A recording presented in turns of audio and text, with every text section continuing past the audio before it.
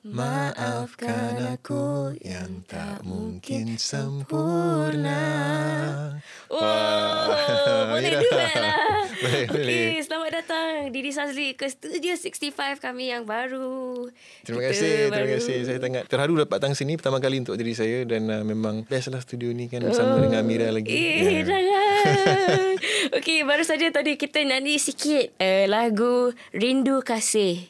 Saya. Yang Didi, what is your role untuk Lirisis dengan penyanyi kan? Betul.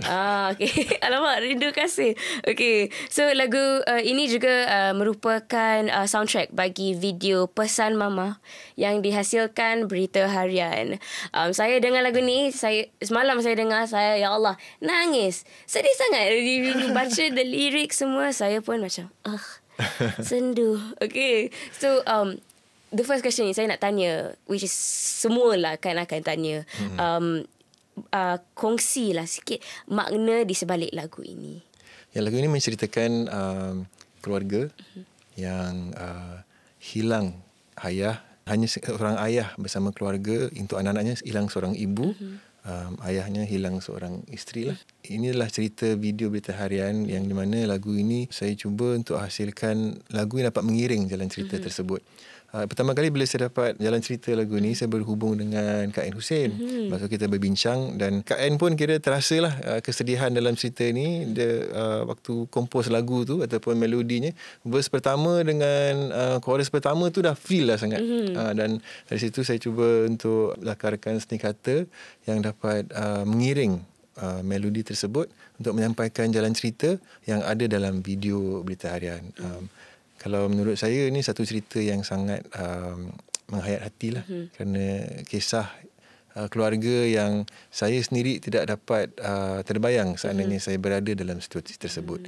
Dalam seni kata ni menceritakan keluarga yang melalui detik-detik waktu hari raya pertama mengikut jalan cerita video tu dan juga sesudah. Wah, sedih tu reason dia.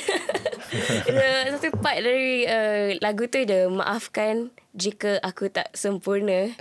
I think ramai daripada antara kita semua akan rasa lah, selalu kan kita rasa like not enough untuk keluarga, tapi kita selalu akan berjuang untuk our family members. Betul. Dan kalau kita lihat daripada jalan cerita ini dilalui oleh watak-watak dalam video itu pada hari raya kan.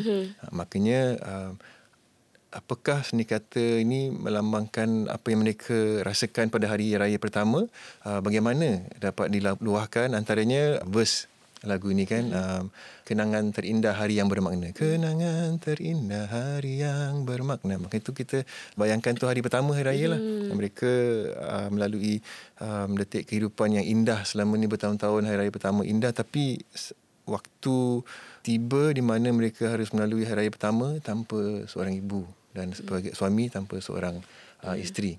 Dan juga dalam seni kata ni verse yang takbir dilafazkan, sujud bertangisan, itu juga menceritakan suasana hari raya pertama lah. Takbir raya, kita mengingati mereka yang tak ada, mendoakan mereka. Dan tentang kemaafan tu, memang tiada kita yang sempurna kan. Waktu hari raya pertama pastinya kita mohon maaf, saling bermaafan. Dan dari situlah seni kata dalam chorus lagi tu membayangkan bagaimana keluarga ni dahulu bermaafan bersama keluarga yang lengkap. Tapi kini bermaafan tanpa seorang ibu, tanpa seorang isteri. Dan masih mengenangkan, masih mendengar kata-kata seorang ibu, masih mendengar kata-kata seorang isteri dan dakapan keluarga. Inilah yang saya dan Ain Hussein kita bayangkan.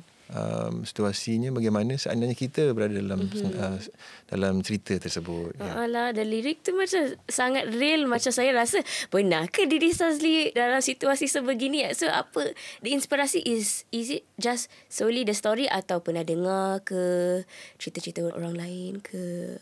Kerana saya secara peribadi saya ada 2 orang anak. Yang pertama berusia 5 tahun, yang kedua baru nak masuk setahun kan. Masih muda lah. Masih kecil lagi. Maka bila saya bayangkan bagaimana jika saya tak ada lah. Macam mana anak-anak saya, isteri saya, itu memang sesuatu yang tak dapat terbayang jugalah macam perasaan tu tidak terlafaz lidah kerana sesuatu yang tak ada orang ingin lalui. So makanya tapi dalam untuk menulis kata ni saya cuba untuk mengadakan diri saya dalam situasi berikut, dan sehinggakan waktu kita shoot video, saya menyanyikan lagu dalam music video tu, saya sendiri dalam lagu tu menangis menitis air mata sebab bayangkan bagaimana kalau saya lah dalam situasi berikut. Kerana saya tidak mengharapkan ia berlaku, tapi pastinya satu hari akan terjadi. Gila. Sedih sangat. Okay, so tapi bagaimana pengalaman bekerja dengan Berita Harian, kerana kita collaborate is the collaborate the word. So apa pengalaman anda? Pada mulanya saya khawatir kerana takut kalau lagu ni tidak kira memenuhi apa yang diinginkan oleh pihak Berita Harian. Pastinya bila saya dapat panggilan tu rasa terharulah. Dapat peluang untuk kita berkarya kan, dan untuk projek yang bermakna untuk diketengahkan pada hari raya nanti. Lepas tu baru sink in the realization ni, lagu ni mereka yang nak producer kita ni, adakah mereka akan suka lagu ni, ataupun mungkin ada yang kurang rasa macam ada kurang asam garamnya kan. So bila daripada kita transition perasaan tu daripada terharu, gembira, khawatir. Macam fast tidak some grief sebab dia punya jangka waktu pun tak panjang kan. So khawatir, tapi lepas dapat feedback daripada producer di Berita Harian, dan daripada situ kita rasa bersemangat pula lah. Daripada khawatir jadi semangat, dan bila hasilnya lagu ni kira vocal recordingnya di Gingerbread Studio Singapura, tapi audio mixing dengan masteringnya di Jakarta. So kalau di Jakarta, mixing masteringnya daripada hasil Irwan Simanjuntak. Irwan Simanjuntak ni memang dia seorang yang antara producer terkenal di Jakarta. So saya telefon lah, cakap saya ada projek istimewa ni, boleh tak bantu? Dia kata okey, dia ketepikan kerja-kerja lain. Dia tolong untuk mixing dan mastering dalam 3 hari dia hantar balik lagu ni. Lepas tu saya serahkan kepada pihak Berita Harian lah. Wah, jauh kita sampai cari tolong untuk hasilkan lagu ini. Tu pasal the quality, the melody, the lyrics, semua it's really sedap, and it's really 100%. Saya rasa banyak antara mereka yang akan mendengar akan feel lah, and probably will save this in their Spotify atau di mana-mana saja yang akan di YouTube dulu kan. Di YouTube dulu. Okay. So nak tanya kan, sebagai penulis dan penulis lirik dan penyanyi, ada diri dah pernah di dalam industri ni very lama.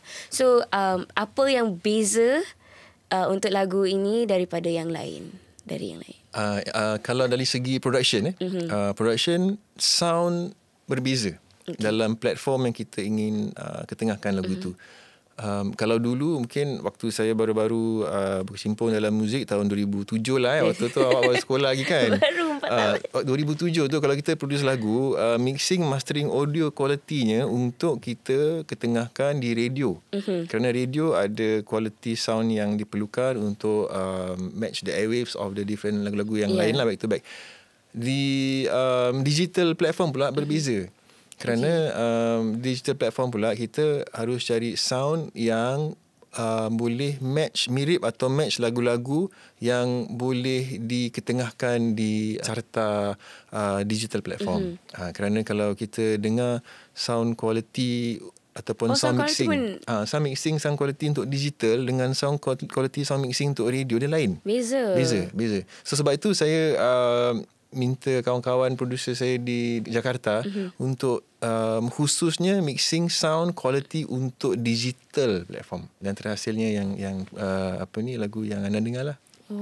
So beza lah. Tapi lyrics wise, apa yang beza? Is it macam ini obviously bukan lagu pertama yang sedih yang Didi telah tuliskan, so tapi ada beza tak macam in terms of maybe this one you need to write dalam another person's shoe ke? Yang perbezaannya yang tak pernah saya tulis dalam setingkatan lagu lain adalah khususnya part verse yang demi yang tersayang, cahaya mata kita, ku selindungkan hati yang terluka. Dulu tak ada cahaya mata. Cahaya mata tu anak-anak lah kan. Kalau untuk yang mendengar, kalau di single, dia dengar cahaya mata tu mungkin kekasih dia lah. Yalah. Tapi untuk yang dah berumah tangga, yang dah anak-anak, cahaya mata tu anak-anak dia. Betul. Anak-anak kita gitu. Itulah yang beza. Sekarang dah jadi buffer, the meaning dah different lah kan. Dan juga ikut jalan cerita video ni lah, cerita di Rwanda. Tapi so, bahagian mana yang like of the song yang you suka? Which part of the song? Dan kenapa?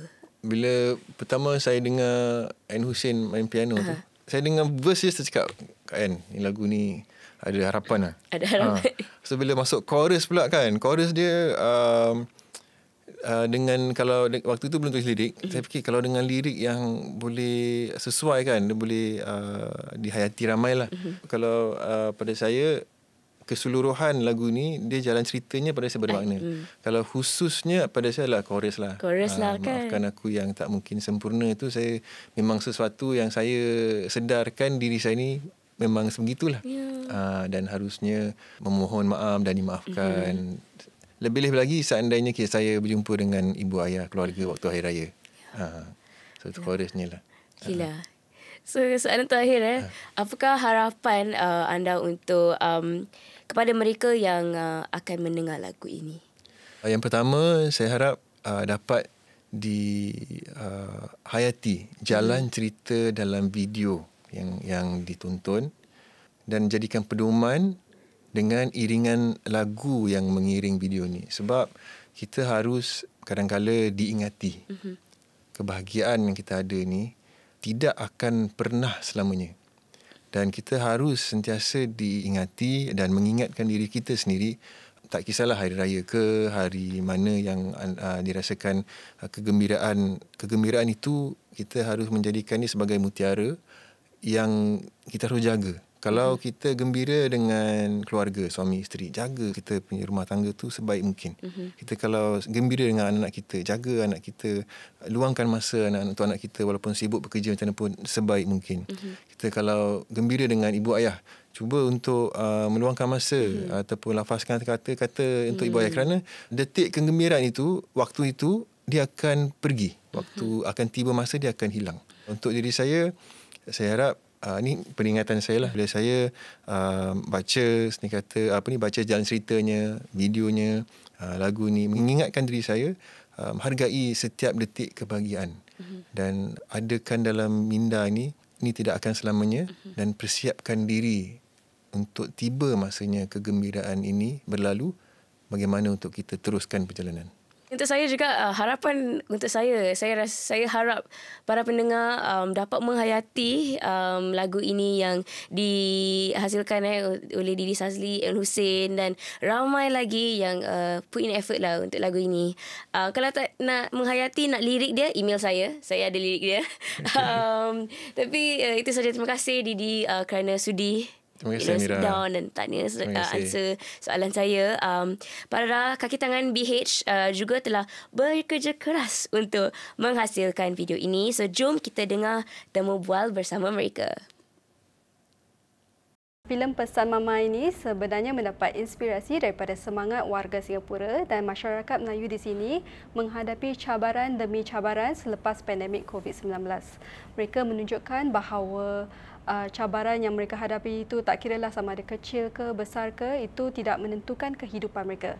Sebaliknya, apa yang lebih penting ialah cara mereka hadapi cabaran itu dengan tabah, dengan yakin untuk bangkit semula dengan lebih kuat. Saya rasa amat berbesar hati dan amat terharu untuk terlibat di penerbitan filem pendek ini, dan saya harap mesej yang disampaikan daripada filem ini akan menyentuh hati orang ramailah. Kita akan terus menghadapi pelbagai cabaran pada masa akan datang seperti gangguan atau disruption dan dengan ketidaktentuan dalam dunia sekarang ini. Jadi kita adalah pentinglah untuk kita mengambil iktibar daripada ketabahan dan daya ketahanan yang kita pamerkan untuk menangani cabaran-cabaran sebelum ini. Dan seperti yang dipamerkan oleh Kahar dan anak-anaknya juga. Filem pendek Pesan Mama ini juga sebagai satu peringatan buat kita semua dan terutamanya buat diri saya sendiri bahawa kebahagiaan itu bukan selamanya lah. Dan ini juga dikatakan Kasih dalam filem ini. Beliau mengatakan hidup tak selalunya senang. Ada masa kita kena tabah, kita kena berkorban.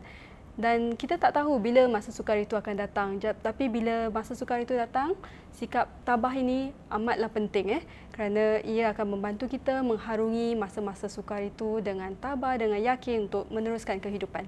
Saya harap filem ini dapat menyentuh hati orang ramai dan juga memberikan semangat tabah kepada orang-orang yang sedang menghadapi cabaran sekarang ataupun masa yang akan datang.